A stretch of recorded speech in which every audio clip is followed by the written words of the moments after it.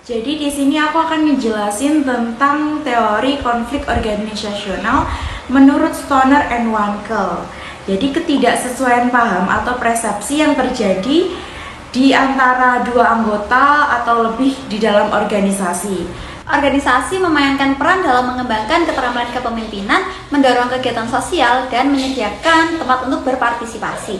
Namun, terdapat berbagai permasalahan dalam organisasi yang mempengaruhi efektivitas komunikasi antar anggota dan dapat menimbulkan stres dan konflik. Rahmat Ruki Dede 2020. Jadi konflik ini terjadi karena adanya beberapa faktor utama. Nah, di sini aku akan ngejelasin beberapa poin faktor tersebut. Jadi yang pertama ada perebutan sumber daya yang terbatas. Jadi konflik terjadi ketika anggota organisasi harus berbagi sumber daya yang langka seperti dana, waktu, maupun fasilitas. Dan ketika kebutuhan atau keinginan anggota organisasi melebihi ketersediaan sumber daya yang terbatas tersebut akan memicu adanya konflik. Lalu yang kedua ada perbedaan aktivitas kerja. Jadi ketidaksesuaian bisa muncul dari aktivitas-aktivitas pekerjaan yang saling tumpang tindih, tidak jelas tanggung jawabnya, atau juga perbedaan cara penyelesaian tugas. Jadi yang ketiga ada perbedaan status dan peran. Jadi status yang berbeda dalam organisasi sering kali menciptakan jarak ataupun ketegangan, terutama jika ada ketidakseimbangan dalam pengambilan keputusan atau distribusi wewenang. Nah, yang keempat ada perbedaan tujuan, nilai, dan persepsi. Jadi anggota organisasi mungkin memiliki tujuan pribadi atau kelompok yang tidak sejalan. Nah, atau memandang situasi kerja dari sudut pandang yang berbeda. Selain itu, perbedaan nilai budaya atau norma kerja juga akan memicu adanya konflik atau memperburuk konflik. Jadi di dalam konteks organisasi, memahami faktor-faktor ini sangat penting untuk mengelola secara konstruktif sehingga tidak mengganggu kinerja maupun kerja di dalam suatu organisasi.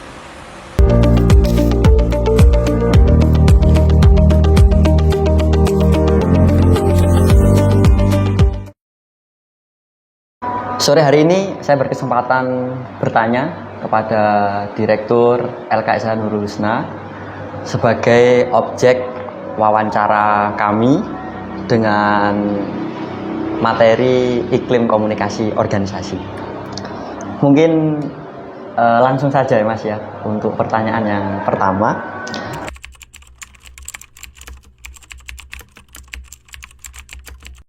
Terima kasih pertanyaannya Mas Rizky. Tapi sebelum saya menjawab tentang sistem komunikasi organisasi, tentu kami mohon izin untuk menjelaskan apa itu LKSA Nurul Husna Jember. LKSA atau Lembaga Kesejahteraan Sosial Anak Nurul Husna Jember merupakan lembaga sosial di bawah naungan Majelis Pembinaan Kesejahteraan Sosial Pimpinan Cabang Muhammadiyah Patrang. Dan ini merupakan amal usaha Muhammadiyah bidang sosial yang ada di Jember Kota, khususnya di Kecamatan Patrang. Kalau kita bicara tentang sistem komunikasi organisasi, maka tidak lepas dari bahwa kami merupakan unit terkecil di dalam amal usaha Muhammadiyah, dalam struktur hierarki organisasi persyarikatan Muhammadiyah. Artinya komunikasi kami top down dan bottom up. Artinya ada putusan yang harus dijalankan oleh kami dan ada usulan dari bawah, dari unit terkecil yang kita sampaikan ke atas. Tentu selain juga komunikasinya top down dan bottom up, kami mendorong komunikasi dua arah yang tentu di masing-masing pimpinan, pengurus, pengelola itu juga kita fasilitasi terkait dengan hal-hal semacam itu melalui majelis pimpinan, melalui rapat terbatas, kemudian juga forum-forum yang insidental yang tentu akan dijalankan oleh lembaga kami. Gitu, Mas Rizky. Artinya lembaga LKSA Nurul Husna ini tidak berjalan sendiri begitu Mas ya? Adanya komunikasi antara pimpinan atas dengan unit yang ada di Nurul Husna begitu ya. Nah, pertanyaan selanjutnya Mas.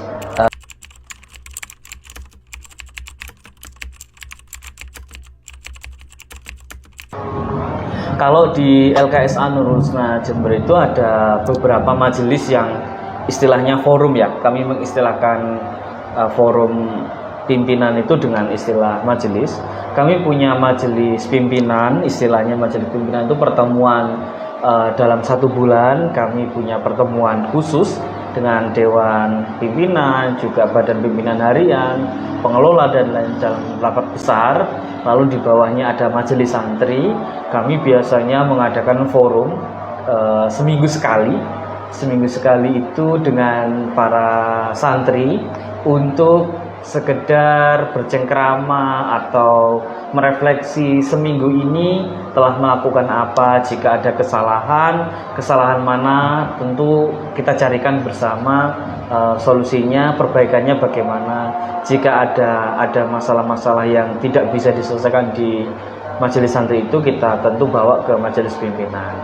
Selain juga untuk menyelesaikan masalah, majelis santri itu digunakan sebagai forum bersama untuk pendekatan, mendengar problem-problem apa yang dihadapi oleh ananda-ananda baik di sekolah, kemudian di LKSA sendiri, sehingga kita bisa mengetahui sebetulnya apa keinginan mereka. Oke, teman-teman, tadi kita sudah berbicara terkait dengan komunikasi organisasi, sistem komunikasi yang ada di LKSA Nurul Husna. Dan sekarang pertanyaan saya, Mas, itu terkait dengan konflik organisasi gitu. Nah,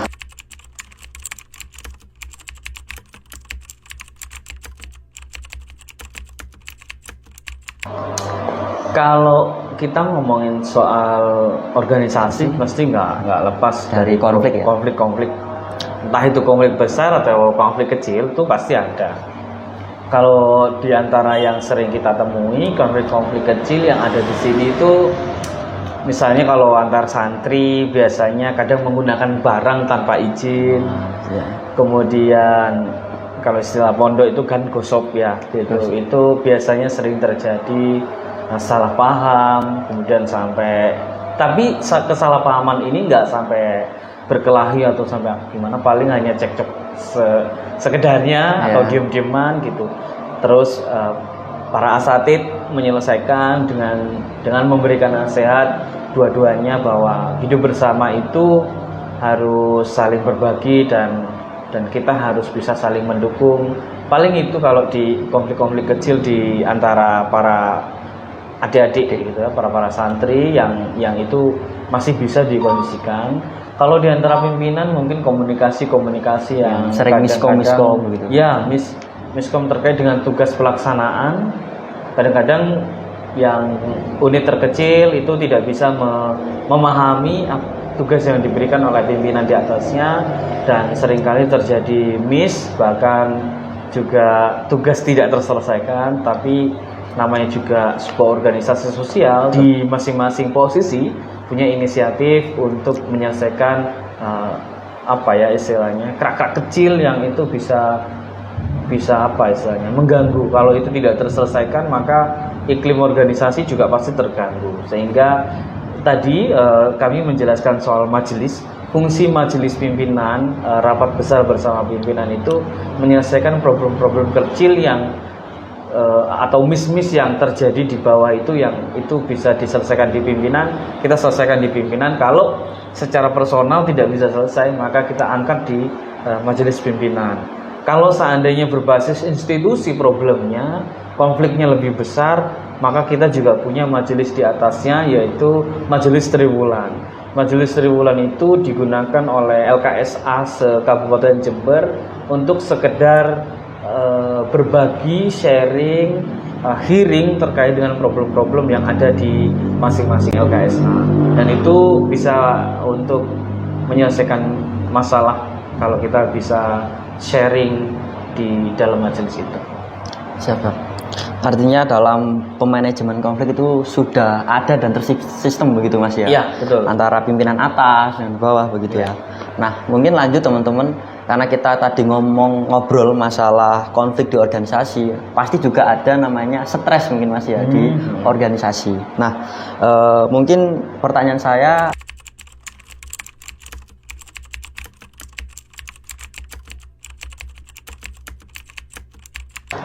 Kalau tadi saya menjelaskan soal LKSA itu sebagai lembaga sosial ya. Kalau kita bicara soal kesosialan atau kerelawanan, tentu ada titik-titik tertentu kan kita mengalami jenuh ya. Jenuh, ritualitas Bosan. yang sama terus berulang setiap hari dan itu membuat bosan.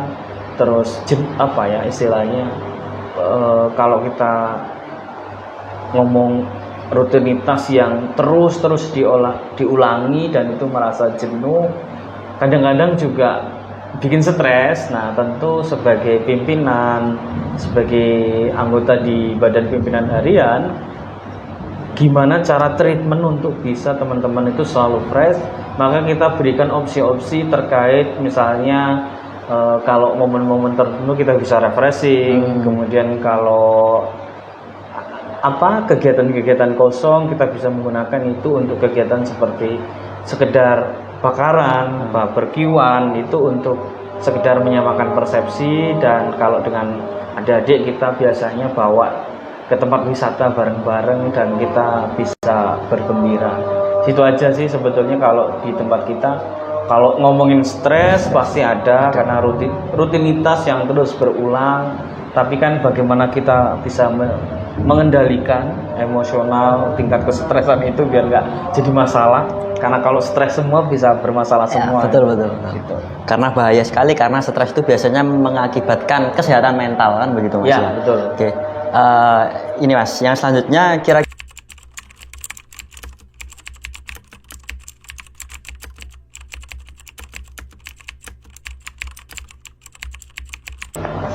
kalau itu mesti ada ya, Mesti ada, istilahnya hubungan yang kadang-kadang sering naik turun, salah komunikasi, guyonan salah dipahami, pasti ada di tempat-tempat kita ini, masih ada. Tapi bagaimana kita arif menyikapi hal-hal semacam itu dan terus bekerja sama, karena lembaga sosial tanpa kerjasama itu tidak mungkin. betul. Karena sosial itu intinya kan bersama, menyelesaikan problem secara bersama, menjalankan program kerja juga secara bersama. Tidak bisa. Nurul Husna ini bukan soal individu-individu, tetapi kita semua sebetulnya terlibat gitu. Kalau ada konflik-konflik kecil, misalnya individu dengan individu yang lain, itu pasti ada dan penyelesaiannya biasanya ada yang diselesaikan secara langsung, ada juga yang tidak diselesaikan. Untuk bisa selesai masalah itu dibiarkan. Artinya nanti akan sendirinya selesai gitu. Ada juga yang istilahnya harus pimpinan yang atas yang turun gitu. Siap. Mungkin ini pertanyaan terakhir Mas, sekaligus juga penutup begitu dari Mas Khairul Anam.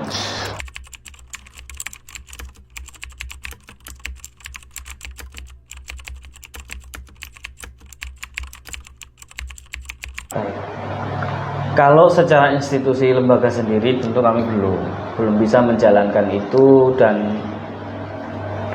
terkait kendala banyak hal sebetulnya. Tapi kalau keinginan kami ada secara institusi, LKSA Nurul Husna sendiri yang mengadakan pelatihan.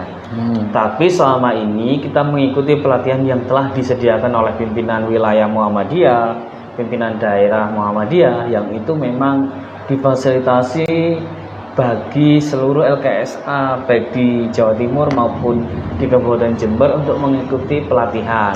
Misalnya capacity building, yang di situ diajarkan bagaimana penyelesaian konflik anak, lalu bagaimana penyelesaian konflik pimpinan secara institusi kelembagaan, lalu terkait dengan pelayanan program yang kita sebut istilahnya bagaimana kita memberikan layanan sosial yang terbaik. Jadi di situ kita diajarkan, atau di forum-forum seperti Darul Arkom Pimpinan. Darul Arkom Pimpinan itu sebagai fasilitas untuk penguatan bagi teman-teman kerelawanan atau pegiat sosial di LKSA untuk lebih punya kepercayaan diri, terus juga bagaimana kita memberikan layanan terbaik di situ diajarkan. Selain itu misalnya pelatihan-pelatihan tertentu, pengelolaan keuangan yang itu dikhususkan bagi bendahara atau staf keuangan, dan pelatihan-pelatihan yang sifatnya insidentil misalnya terkait dengan sistem administrasi bagi yang persiapan untuk akreditasi, maka itu harus distandarisasi kayak gitu. Itu pelatihan-pelatihan yang disajikan oleh pimpinan di atas sebagai pembina di pimpinan daerah, pimpinan wilayah Muhammadiyah, bahkan pimpinan pusat itu yang disediakan. Tapi kalau yang kami yang menjalankan, kami masih belum kita laksanakan. Gitu. Mungkin ada yang tadi Mas terkait dengan refreshing gitu kan, yang dari mungkin LKSN kalau itu kan hanya sebatas event-event tidak terprogram sebetulnya. Dadakan untuk sekedar merefresh saja teman-teman yang terlibat dan adik-adik gitu. Oke. Siap, terima kasih Mas atas waktunya pada sore hari ini. Saya sangat berterima kasih karena wawancara pada sore hari ini memberikan kami banyak informasi atau pengalaman terkait dengan LKSN Husna dalam iklim organisasi begitu. Mungkin sekian dari saya, kurang lebihnya mohon maaf. Wassalamualaikum warahmatullahi wabarakatuh. Waalaikumsalam.